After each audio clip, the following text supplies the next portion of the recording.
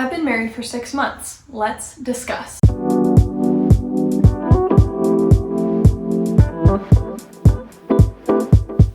Hi everyone, my name's Annalise. Welcome back to my channel. As of March 1st, I have been married for 6 months. And as you know, I've been documenting my marriage experience from the very beginning. So today we have our 6-month update. I hope for this to be an encouragement for anyone who is also married or is interested in marriage. And I just want to kind of portray it in a more realistic light, like what it actually takes, what the effort actually is, and showing what it looks like to move through marriage with strategy and intention, with the end goal in mind of having a marriage that lasts a lifetime. In my previous marriage update video, I talked a lot about having a hard time asking for help, and as luck would have it, I've actually broken my foot for the second time in the past 12 months, and I am totally reliant on my husband to help me with so many different things that I can't do right now because of my injury. This has spread into so many different areas of our life. I can't do a lot of different housework. I need help getting things when I forget them in the other room, just carrying things back and forth.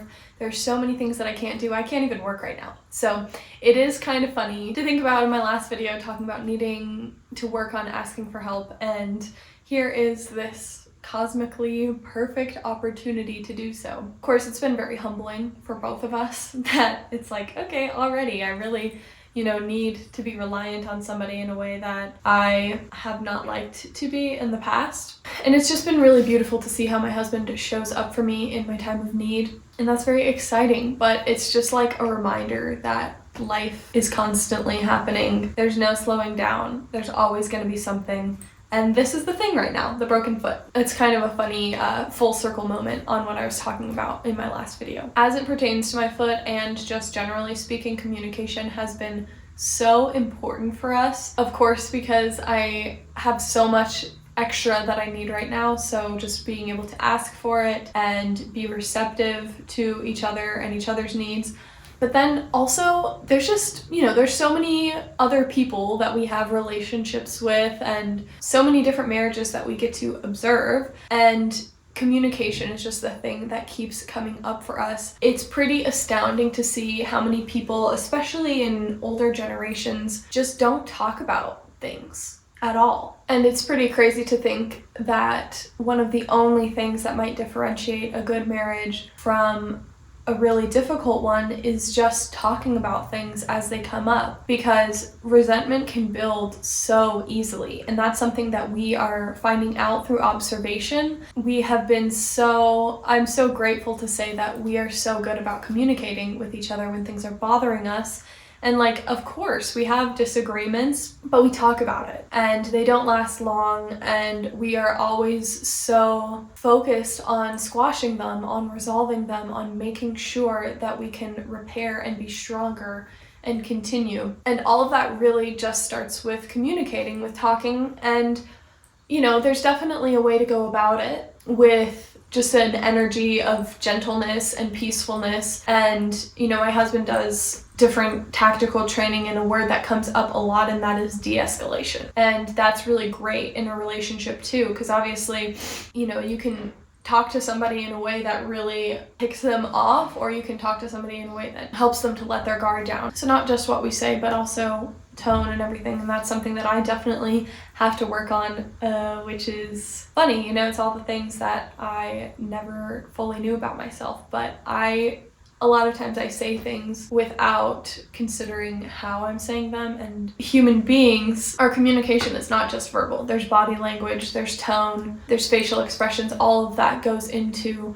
communicating effectively. So as much as I would just love if it was just words on paper and that was how I communicate with other people, it's a lot more nuanced than that. So there's a lot more to work on than just finding the right words, but also finding the right tone, finding the right setting and environment to have certain discussions in, keeping, relaxed body language. It might seem contradictory, but that means that in some situations, biting your tongue is the right move because it's not the right setting, or it's hard to find the right tone because of the mood that I'm in, and it's just easier to hold on to a thought and just wait it out. There's also an element of impulse control in that, because I can easily put my foot in my mouth if I say every thought that pops into my head. And when I just pause and don't do that, when I just allow a moment of silence, a moment of observation, instead of immediately commenting on what I see, a lot of times that in itself will resolve an issue or prevent an issue from ever even occurring. I've always been someone who's like fast, on to the next thing, on to the next thing.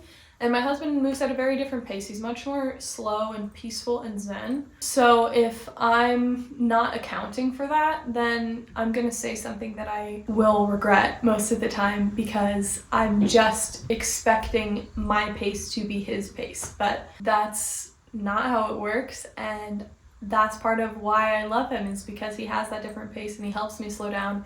So I need to remember that it's like helpful, that every moment that I'm spending with him where I'm like, gosh, I wish things were going faster, is actually an opportunity for me to slow down and take a breath and relax, because it's not that serious, and we only have this one precious life, and all of these moments that we have together will be memories at some point. So he's always helping me remember to just take it all in and experience the present moment. And it's funny because I don't know if I've really mentioned this before, but marriage wasn't on my radar before I met my husband. I wasn't interested in it. I wasn't looking for it, at least not consciously. I wasn't sure if it could work out for me. As I've alluded to before, there are plenty of bad examples in my family history, and you just look at the world at large. 50% of marriages end in divorce. It's like, well, crap, is this even worth wanting? Is this even worth trying? And, come to find out, marriage is just so different than I would have thought from the outside, or from a child's perspective growing up observing the world. Like, yes, it takes effort, but it's not hard when you're not expecting it to be this whirlwind romance in every moment. Like, there are moments of that, but there are plenty of mundane moments as well. And that's a problem I find for myself just with the way that we live. It's so fast-paced, and there's so much instant gratification. I want to feel any emotion in the world. I can go on social media and feel all of them in 5 minutes. The world is just so aggressive and fast-paced, and I think especially for a lot of people my age or even younger, there is this belief that everything's supposed to feel good all the time, and if it doesn't feel the utmost amazing that it could feel, then something is wrong. And I've heard this from Tony Robbins, and I've experienced this on a personal level as well, that sometimes the biggest problem is thinking that I shouldn't have any problems. I know, when I was at my lowest, it was because everything that was going wrong, I had this, self-righteous belief that nothing should be going wrong, that I shouldn't have to deal with all of this. But that's what life is. Life is full of,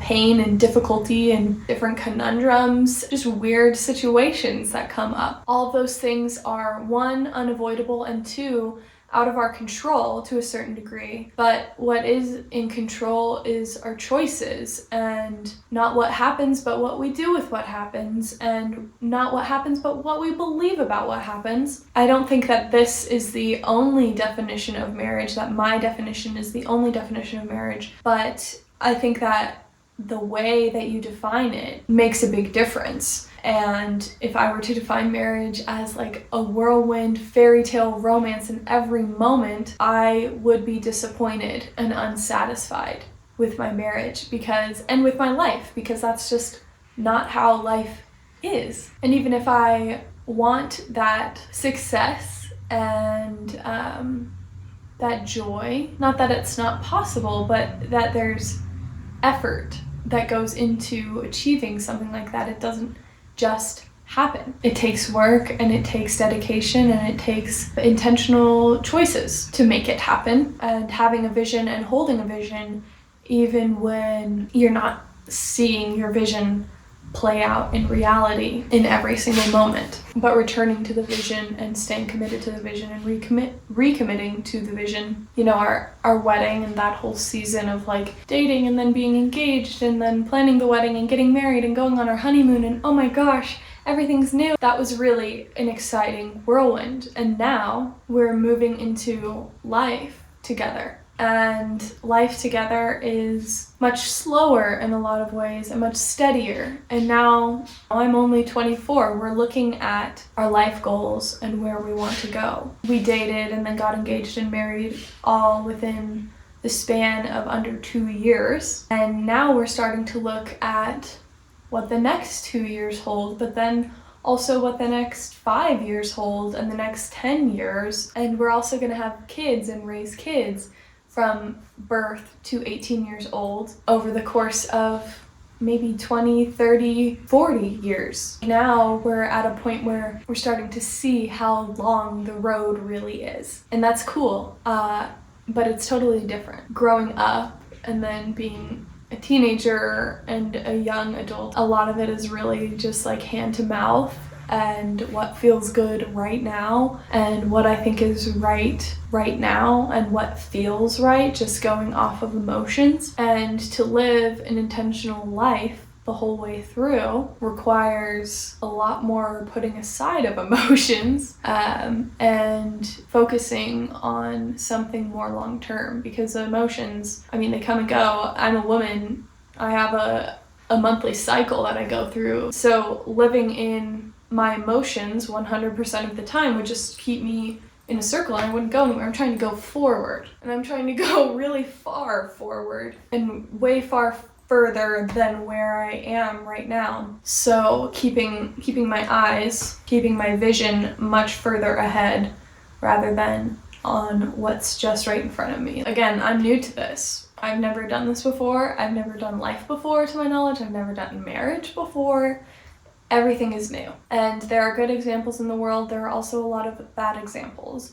But I think those bad examples are really helpful because it gives me and has given me a great sense of what not to do. But I'm trying to treat this as an experiment to the best of my ability to kind of remove my emotions from it to a certain degree. I'm 24 years old. Like, I have this addictive little black box that's in my pocket all the time that, hijacks my dopamine so easily. My emotions are not reliable in a lot of areas. Just treating things as an experiment, seeing what's working, seeing what's not working, being willing to tweak and just collect data. I mean, that's what this is. Collecting data and observing how things are going and how things can improve. I mean, really, this is about coming back to my vision again, because it's so easy to just get lost in the weeds of like how I'm feeling and what I want to do and what I saw online today and what the trendy way to do things is. I definitely want to go for longevity and timelessness in my life and in my marriage. But every day it's just repetitions of holding the vision, not letting my emotions get the best of me, watching my tone, making the other person feel seen, showing up for them, remembering what we're doing, why we're doing it. It's a lot of work. I mentioned that in my last video, but it's fun. It's cool to be working on something that is a lifelong project. I don't think I discussed this in my last video at all, but since meeting my husband, dating him, and now marrying him, I have become so much more ambitious and so much more forward thinking and so much more concerned with longevity, as I've discussed, as it relates to marriage, but really as it relates to everything. This YouTube channel is a great example. For the longest time I didn't do it because it's like, well, I started too late and now the market's oversaturated or whatever, and sure, if I had started sooner I would already have more done, but if I start now, in 10 years, which 10 years are going to pass either way, I can have 520 YouTube videos put out if I post one every week. I think that math is right. And just doing things for the intention of them, to cultivate myself as a person into the best person that I can be, and to actually get the most out of my time here on earth. There's this saying that I love that's kind of silly, but it's the juice is worth the squeeze. So yes, there's a lot of squeeze that is happening, that I am experiencing in life in a lot of different areas as I try to grow, but the juice is worth the squeeze. Like, that's what it's about. So again, perspective is just everything. Focusing on what I can control, making choices where I can, and choosing the growth, choosing the commitment, choosing the longevity. I don't know, man. It's so surreal to me. I don't know if I'm the only person that sees it that way, but to think about, what life is and why we're here and choosing something for my whole life long, I don't know. It's been a very spiritual experience for me to get married and to think in terms of a lifetime instead of just thinking in terms of what feels good right now. That has really shifted the way that I experience everything. Honestly, the way that I experience my husband, the way that I experience other people, the way that I experience anything that I do. It's made me a lot more person-focused and relationship-focused, I would say. Right now, I work as a nanny, and that work is very difficult, but I've obviously had to take time off work for my foot, and I miss those babies, and it's making me think just how fleeting those moments are with them, and no matter how difficult it is, that I want to experience it, because they're not even 2 yet. They're triplets. That's why there's multiple.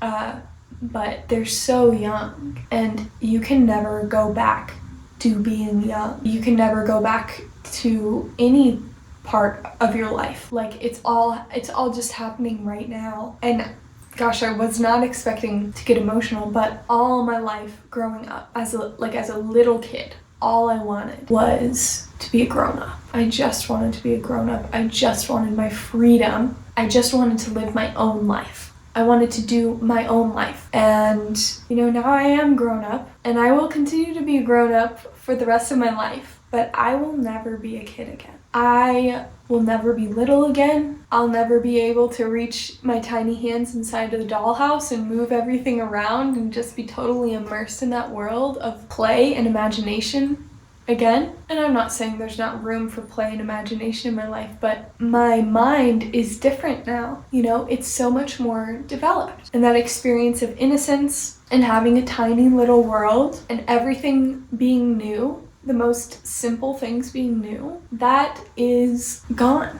And so the work that I'm doing right now with children, witnessing them experience everything for the first time and just be so open to the world and just be learning constantly. I mean, the development is just different. We grow as human beings for our whole lives, but it's a different level of growth, going from a baby to a toddler to a kid to a teenager. I mean, and it just happens like that. And then you're grown up. I just know I'm gonna be a wreck when I have my own kids, but it's really beautiful. And the same goes for what I'm experiencing in my life. I'll never get married again.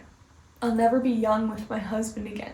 I'm young with my husband right now, and we're just gonna keep getting older, and that's gonna be beautiful in its own way, but this right now is beautiful. And I would be so foolish to miss it, to just be looking for the next thing. This is it. I mean, this is what I'm going to look back on when I'm old. I'm gonna remember when I got married and when I got to watch beautiful baby triplets grow up, and when I lived in this house.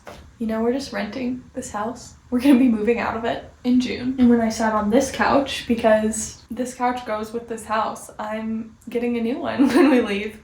It's only temporary. It's all only temporary. And that's the thing of fixating on your emotions. You can do it in a positive way or a negative way. You can do it in a negative way of oh, I wish I was feeling differently in this moment, but this moment is over so fast. So, I mean, seeing my emotions, experiencing them in a more beautiful way, I might never feel this again. This could be the very last time. What I'm experiencing right now is completely unique, and it has a certain texture and a certain flavor, and I get to learn something from it and make my life different. And maybe this is unpleasant, but at the same time, maybe I'll never experience it again. What is it like, this intensity of pain? That's a poem from Rainer Maria Rilke. I'll link it below. What is it like, such intensity of pain? Just really feel it, to just really experience the challenge and the squeeze and the growth. Because maybe one day I will be grown. Maybe one day I will be evolved out of this set of shortcomings, and I'll have entirely new ones, and I'll miss it. Just like I miss being a kid and playing with my dolls. I don't even have the the patience to do that. I did it for hours when I was little, and I wanted to be doing grown-up stuff. Now I do grown-up stuff, and the time for playing with dolls is over.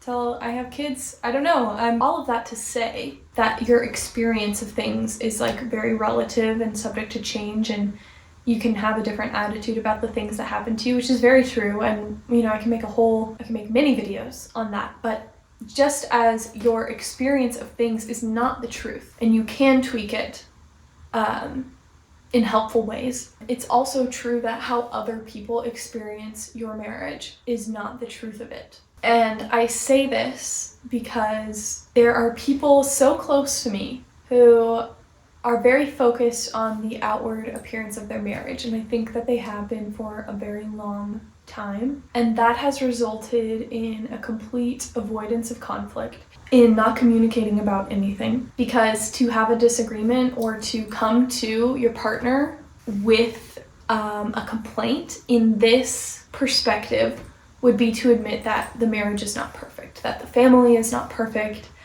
and that would be failure. To put an emphasis on the way that it appears means, or has meant in my observation of this marriage, to neglect the heart of the marriage almost entirely, to the point where it may very well not be redeemable. That the heart of the marriage has been neglected so thoroughly that it might entirely be dead. That is such a huge wake-up call for me. It's like getting stabbed in the heart to think about how trying to be perfect can make something good not even possible. So my husband and I have definitely been focusing on having a good marriage, not a perfect one. I don't know what it looks like to people on the outside, honestly. It's probably too soon to tell, really, because we're like in that newlywed stage and it's all exciting, but I don't need it to look perfect. It doesn't fit into the exact box of a certain stereotype or cultural ideal. It's just us. It's what works. And we're constantly doing work and putting in effort to make it good. The efforts to make it look perfect are totally different from the efforts to make it good for the people in it. And you know, it's easy to be fixated on what other people think because we're social creatures. Sometimes it's hard to know who you are, and sometimes it's easier to just look at what other people are doing and go off of that, but we have a specific vision in mind. We're doing everything that we can to lean into our vision, to not be influenced by other people. Everybody has their own idea of how to do life, and there is no one right answer. Even horrible things that happen to people can lead to something good, and to something so wrong can become something so right. So yes, like we make mistakes, but we're trying to grow from it. And just because it doesn't match some idealized version of perfection in marriage doesn't mean that it's not a good marriage. That's really what's been on my heart since my last update, is focusing on the heart of our marriage and not trying to make it look a certain way to the outside. Because there is so much pressure to do that socially, and then there's the whole world of social media where you can cultivate an appearance of perfection and everything. But that's not what we're here to do. We might forget that at times, but that's not what we're here to do. And it is very important to me that we are here for the heart of it, not the appearance of it. This is 6 months of marriage.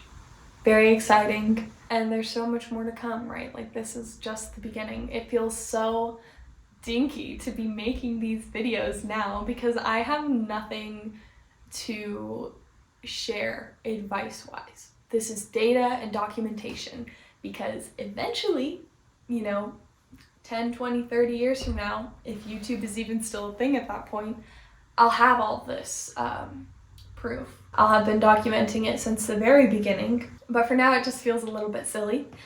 So thank you if you are watching this. Thank you so much for watching. And there is plenty more where that came from, and there is plenty more coming.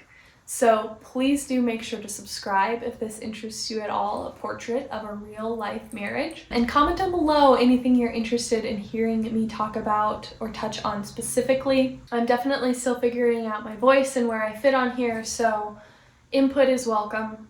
And I do hope to see you in the next one.